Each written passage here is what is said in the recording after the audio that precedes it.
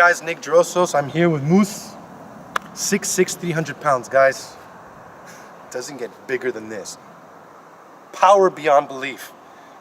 And today we're going to be covering probably one of the most common questions I get. Nick, afraid to get punched in the face. How do I overcome getting hit in the face? And it's very important for you to know if you can take a punch and how much of a punch you can take. Because the first time you get hit in the street, what might happen is you just freeze and panic. Now is the time to do it. This is why your training is so important, okay? And I'm going to show you guys step by step of what you can do. This is one of the drills I would do with my students who are afraid. You can't learn unless you break this fear, because you're always going to fight defensive. You're always going to fight being afraid to get hit. Obviously, the idea is not to get hit, but it's a fight. You might get hit. And what happens if he connects that punch? You might get knocked out. So what we're going to do, so the first thing is I'm going to put on a mouthpiece. Moose has gloves.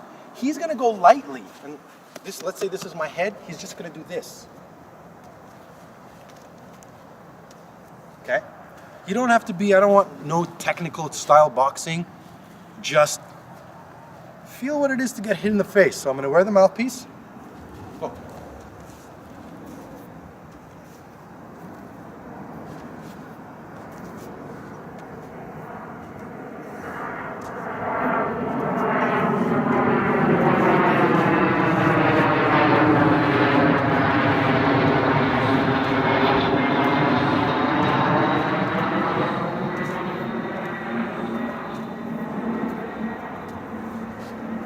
The last one I felt.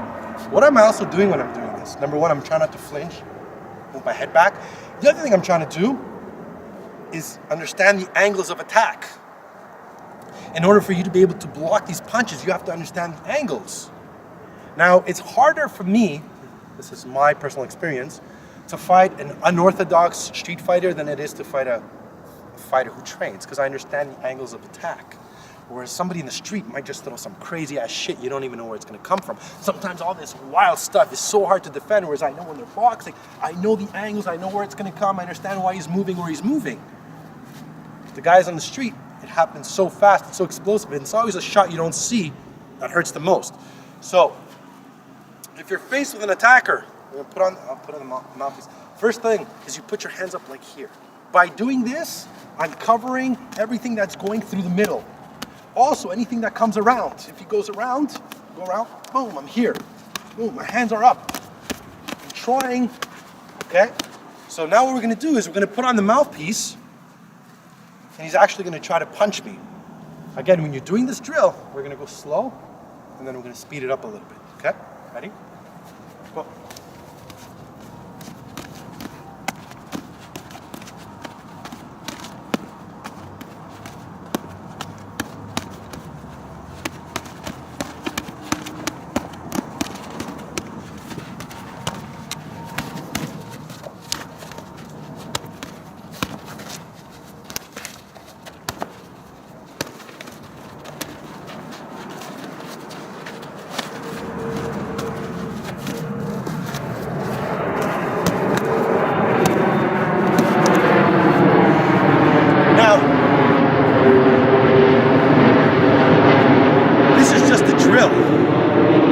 I would never allow him to do that.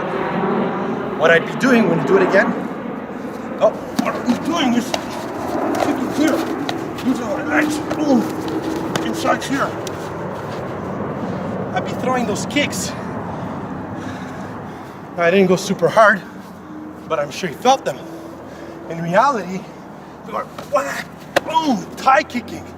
And even then, it doesn't do much to him because he's so big. But what does it do? It's thinking low. Go slow. I'm here. Bam. I'm doing this. Boom. Bam. I just stepped in with a palm strike. I trap. I'll throw my headbutt. I'll come up with an elbow. Establish chest to back as quickly as possible. So guys, you got to do these drills. The more of you do of these, the more comfortable you're going to get, the less chances you have of freezing or panicking the first time you get hit. You train the way you fight.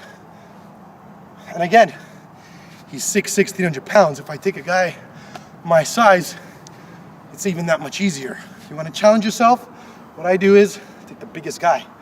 Then it just becomes easier. I hope you guys enjoyed the video. We're going to be presenting our first seminar live in New York City, Saturday, November 14th. We're going to be covering a lot more about angles of attack, how to go preemptive. If you guys want to be part of this experience, click the link, buy your tickets. Spaces are limited. And I will see you guys in New York. Stand strong.